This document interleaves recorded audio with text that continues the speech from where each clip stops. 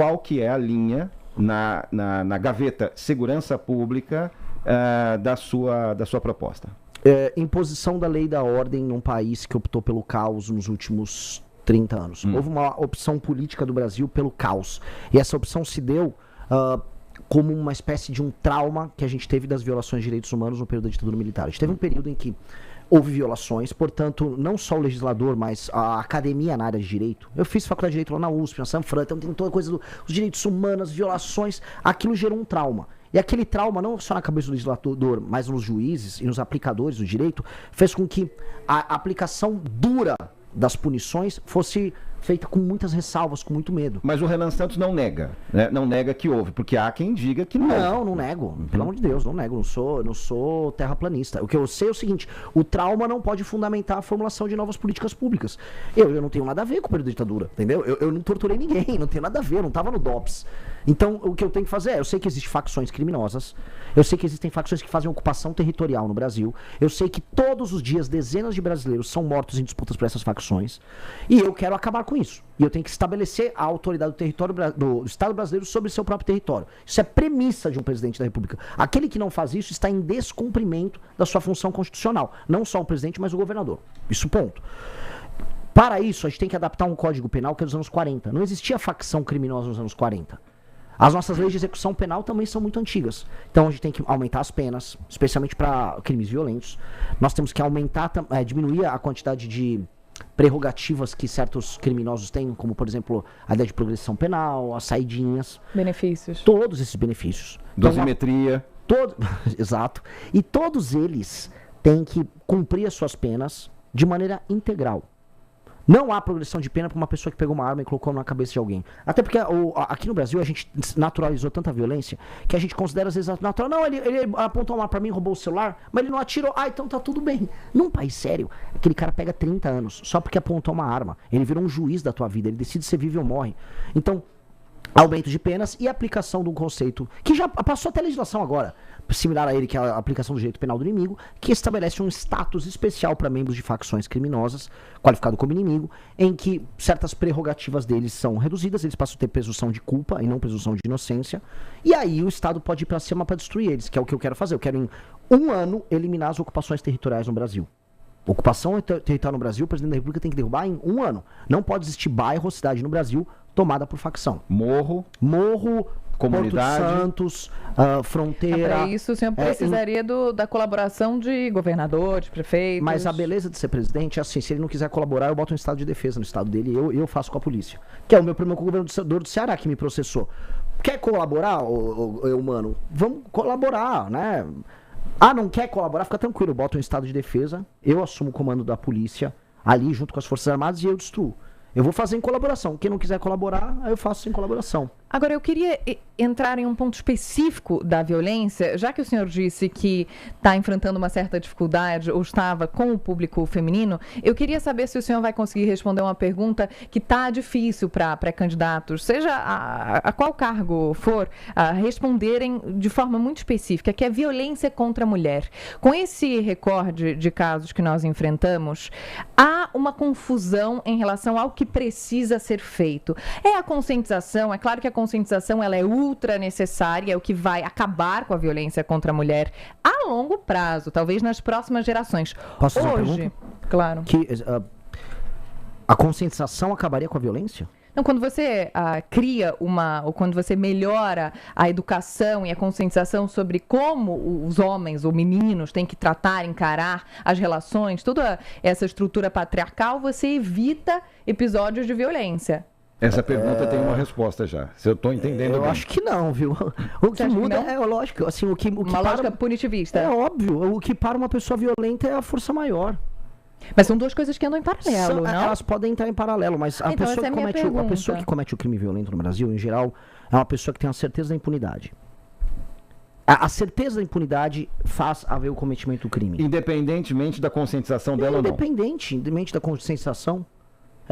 Lugares que tem, vamos dizer, culturas mais machistas, vamos pegar alguns países do mundo árabe. Eles apresentam um número menor de violência como um todo do que o Brasil.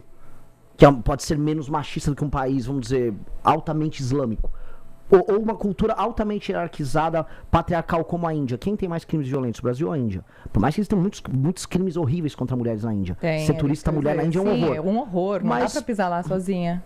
O Brasil é mais violento. Então, mas a minha pergunta era justamente essa.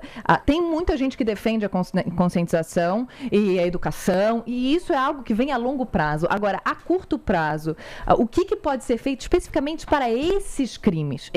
Porque, de certa forma, eles estão englobados ali na violência, de forma geral. Mas são crimes muito específicos. Assim, eu gosto muito de deixar a coisa bem precisa, porque o número de homicídios, homicídios contra a mulher diminuiu. O número de homicídios. A gente está falando de uma estatística nova, de um novo tipo penal que foi criado, que é o feminicídio, que é falando, um crime por uma violência doméstica e tal. E agora ele está sendo listado como parte de um tipo penal novo, e aí você está vendo os casos. E existem casos horríveis que estão acontecendo, a gente assistiu nos últimos meses, casos bizarros. O que tem que ter? Punição muito dura. O homem que está em casa e bate, mata a sua esposa e a mulher confia nele, ele é o homem que deveria ser o protetor da casa, ele trai a confiança dela, ele tem que ter agravantes na pena dele. Só que hoje nem ele, nem um homem que assalta qualquer outra pessoa, homem ou mulher na rua com uma arma, esse cara fica na cadeia. O problema, no fundo, é esse. O que eu tenho medo um pouco da questão de a gente falar só de conscientização são esses projetos como o PL da misoginia, que fala que está conscientizando, no fundo ele está diminuindo a liberdade de expressão das pessoas, diminuindo a capacidade de confiança nas relações entre homem e mulher. E aí homens e mulheres têm medo de estabelecer relações. Inclusive saiu agora uma pesquisa sobre isso. Interessantíssimo isso aqui. Homens, na geração Millennial e Z, têm medo de entrar em relação, com medo de falsas acusações. Então, quando você estabelece muitas regras, você cria relações de baixa confiança. Países que têm mais confiança interpessoal precisam de menos regras para isso. Mas, em geral, que tipo de regra eles têm? Eles confiam na capacidade das pessoas interagirem umas com as outras, mas eles punem de maneira muito dura quem é incapaz de agir socialmente. Então, se uma pessoa socialmente, vamos dizer, bate uma mulher, ela tem que ter uma punição desproporcionalmente alta quando ele quebra essa confiança. Então, o que eu acredito? Na punição muito pesada. E 2, em entender quais são os problemas reais que afetam as mulheres. As mulheres são muito preocupadas em ser assaltadas na rua. Elas são vítimas de assaltos à mão armada, roubos de celular, de maneira muito, muito alta, especialmente nas periferias. Isso, todos os lugares que eu rodei no Brasil falam, Renan, é muito fácil assaltar a mulher tem muito medo na rua, não sabe como reagir na hora. E o bandido vem pegar. Penas muito duras, vão pegar o ladrão do celular. A violência doméstica, penas muito altas. E um problema que não é exatamente da violência doméstica, mas que afeta boa parte das meninas mais humildes no Brasil. Que é o quê? A falta do pai presente com a criança. Veja só um ciclo. O ciclo é, a mulher jovem que às vezes, eventualmente, acaba tendo uma relação que não funciona com o rapaz, tem um filho. O pai da criança não dá atenção, ela é obrigada a trampalhar o dia inteiro, não consegue dar atenção para a educação desse menino. Esse menino, sem a presença masculina, não tem a referência, vamos dizer, de como o homem se comportar. Na escola ele começa a apresentar padrões antissociais. A mãe não consegue cuidar disso, que ela está tendo que ralar para pagar as contas dele. Esse menino depois ele é absorvido pelo crime organizado e você vai criando um ciclo. E qual é o ciclo? É o ciclo da mãe que não teve a presença do marido ou do jovem que ela casou para cuidar da criança. Aquele menino entra pro crime, acaba criando violência contra as mulheres. Ou seja, esse ciclo de perpetuação precisa ser interrompido. E boa parte das reclamações das mulheres é um cara que eu casei, ou o cara que eu namorei, o pai da criança, não paga pensão. Estes são esses 3 problemas que eu listei. A menina que fica fora tendo que trabalhar, que gostaria de ter um colégio em tempo integral, uma boa merenda. O pai pagando a pensão e a violência contra ela. Esses são os 3 temas que mais preocupam as mulheres. Eu acho que esses temas eles precisam ser tratados, eles são fáceis de ser direcionados. Quando eu levo isso para um campo de conscientizar, como a ideia do PL da misoginia, eu estou resolvendo assim abstrações, eu estou num castelo, no ar, voando, enquanto problemas reais estão acontecendo. Eu entendi o seu raciocínio, Renan, mas você dá a entender que esse ciclo é obrigatório. Pode Qual? Não ser, esse ciclo... Não, nunca é obrigatório, nunca é até minoritário.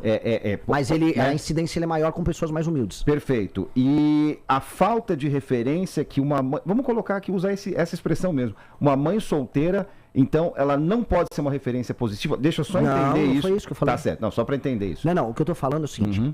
Nos lugares mais humildes, essa moça que acaba tendo uma relação que não funciona, a maior reclamação dela é o pai da criança que não paga a pensão.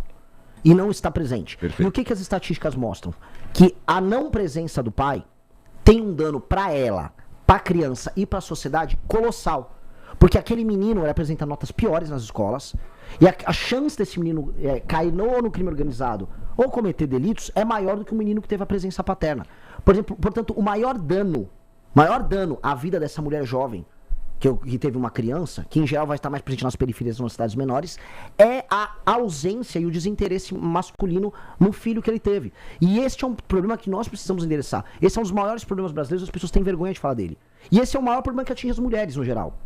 Esse é um problema gigantesco, porque é uma mulher que tá ralando, tá trabalhando, tá pegando um ônibus, vai pagar as contas da criança, não conta com o suporte masculino e acaba sofrendo as consequências desse problema.